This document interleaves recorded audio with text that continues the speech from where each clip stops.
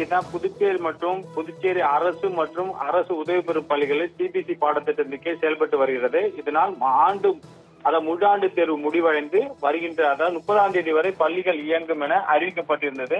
இந்த நிலையில் தற்பொழுது வெயிலின் தாக்கம் அதிகரித்து வருவதன் காரணமாக பொதுமக்கள் மற்றும் மாணவர்கள் சிரமத்திற்கு உள்ளாகி வருகின்றனர். மேலும் வரும் நாட்களில் வெயிலின் தாக்கம் மேலும் அதிகரிக்கக்கூடும் என்ற வானிலை ஆய்வு மையம் அறிவித்திருந்தது. இதனால் கருத்தில் கொண்டு அதிகரித்து வரும் கடும் கோடை வெயிலை தாக்கத்திற்கு காரணமாக புதுச்சேரி, காரைக்கால், மாஹே, ஏனம் ஆகிய 4 பிராந்தியத்தில் உள்ள அனைத்து அரசு மற்றும் அரசு நிதியுதவி பெறும் பள்ளிகள் நாளை முதல், அதாவது 28ஆம் தேதி முதல் ஜூன் மாதம் 1ஆம் தேதி வரை விடுமுறை அளிக்கப்படும் என்றும், மீண்டும் பள்ளிகள் ஜூன் 2ஆம் தேதி முதல் வழக்கம் போல் செயல்படும் என்று கல்வித்துறை அமைச்சர் நமச்சிவாயம் அறிவித்திருக்காரு. இதனால் பெற்றோர் மற்றும் மாணவர்கள் நிம்மதி பெருமூச்சு அடைந்துள்ளனர். ஏனென்று கேட்டால் வெயிலின் தாக்கத்தில் மாணவர்கள் கடுமையான சிரமத்திற்கு உள்ளாகி வந்தனர். இந்நிலையில் கல்வித்துறை அமைச்சர் நமச்சிவாயம் இந்த உத்தரவை பிறப்பித்துள்ளார். நிகிதா.